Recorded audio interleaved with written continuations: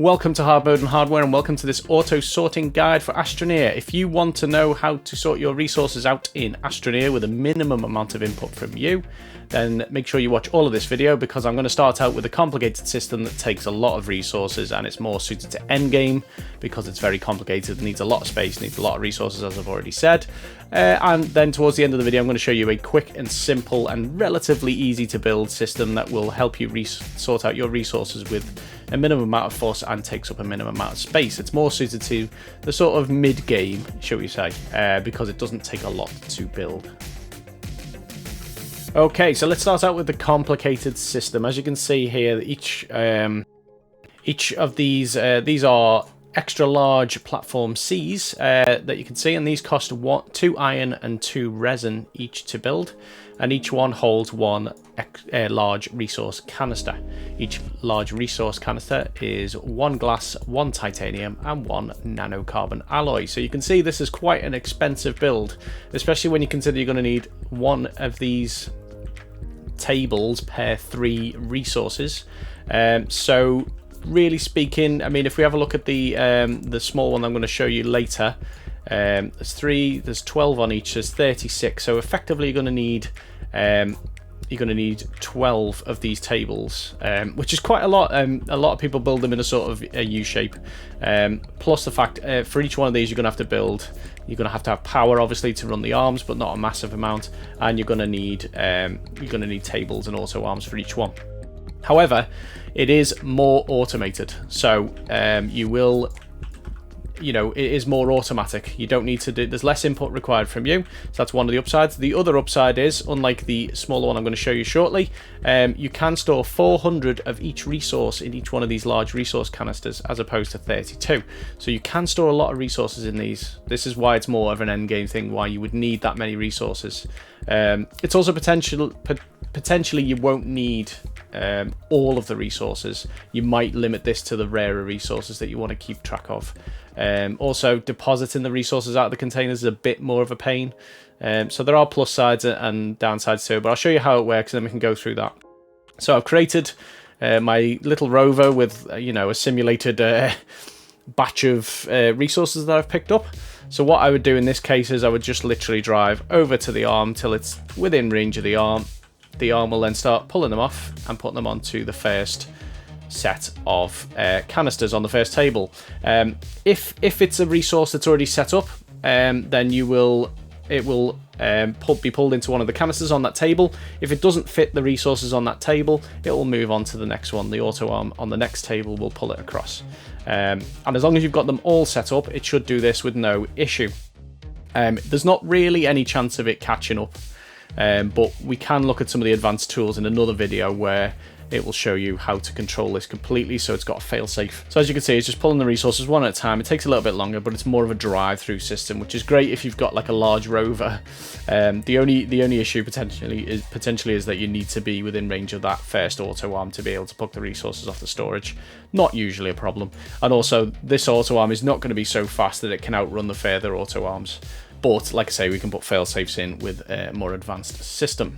So that's how you get the resources in. Fairly straightforward, not a problem. And what you can do, if you were so inclined, if you want to be able to work in and around this system without worrying about triggering it, what you can do is you can set up an extra large sensor arch, or whichever size sensor arch you wish, and this will just mean that what we can do is trigger this arm based on something pulling up. So if you put it sort of let's just say in front of it like that, and we connect the cable plug up, and then we'll connect this sensor here to this table like that, and we'll turn the arm off. That way, when if we're working around it, as long as we're careful not to walk through the arch, we can work around it. That arm's not going to pull anything off our backpack or anything. That's great. But when we come up with our rover, we can pull up as such, and it should hopefully trigger the arm. It's a bit finicky to get close enough that the arm can reach you, but if you look, if I just get there, you can get close enough. It's a bit of a pain, but that's one way you can control it if you want to make sure that it's not just pulling resources off your backpack all the time and stuff like that. So that's one way of doing it. So getting the resources out, in this instance, I would say it's probably easier just to remove the canister. So if you need, say, graphite, if you enable output, what's going to happen is it's going to move to the end of the storage, like that. In a system where it's got many tables, obviously everything but the last table is going to move this down the line, and eventually it's going to clog up the last table. So that's a bit of a downside. We'll just turn that back onto input and it'll go back in. So it's probably easier if you were to just, I mean, you could also place a storage on there, turn off the next auto arm, put a storage on here, and then just, you know, let as much out as you want, and then remove the storage, and you could do it that way. So, if you found value in this video so far, if you found it helpful, then give us a thumbs up. Don't forget to do that. And if you want to see more Astroneer videos, don't forget to subscribe. And we'll now move on to the... Look at it. It's a lot better, isn't it? It takes up less space than this. This is only 6 resources. This is every resource. So we'll move on to this smaller, simpler version next. Okay, so as promised, moving on to the more reasonably priced storage. Obviously, that system I've just shown you is not really practical for a survival game in the middle unless you've got a lot of time to spend building it, in which case, you know, work away.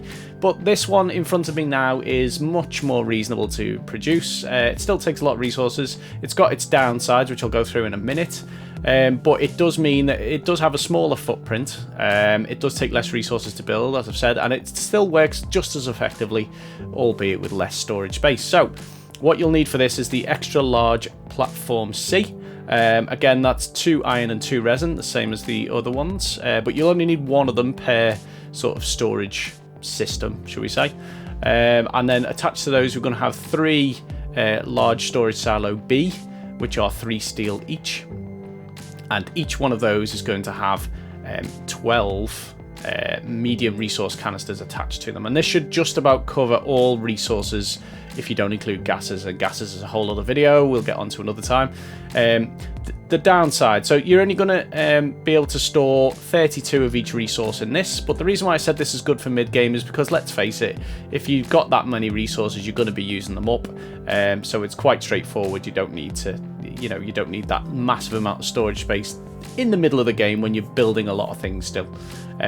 You will have to pre-set up, which means you're going to need 1 of each resource, and if you don't, it will just automatically sort it out for you, but that's up to you. But once you've set it up with 1 resource in each of the canisters, then those resources will only go to those canisters unless they get full. So what I'm going to do here, as you can see, I've got 1 of each resource because it's creative mode. It's dead easy to do. I'll set this up and then I'll show you how it works with if you've been sort of in your rover mining a lot of resources. So I'll get back to you in a second once I've set this up.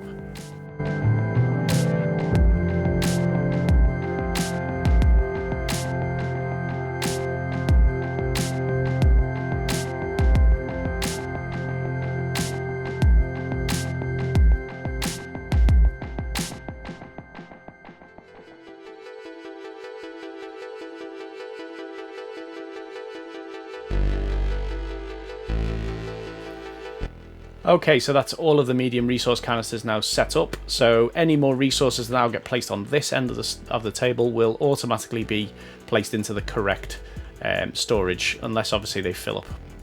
So what we'll do, I'll do a sort of simulated run where I've been through the middle of the earth with my rover and digging a load of resources up, and I've come back with a medium, you know, with a storage, and I'm going to plonk it on the end of the table. It'll automatically sort out. I'll show you how quick this will go.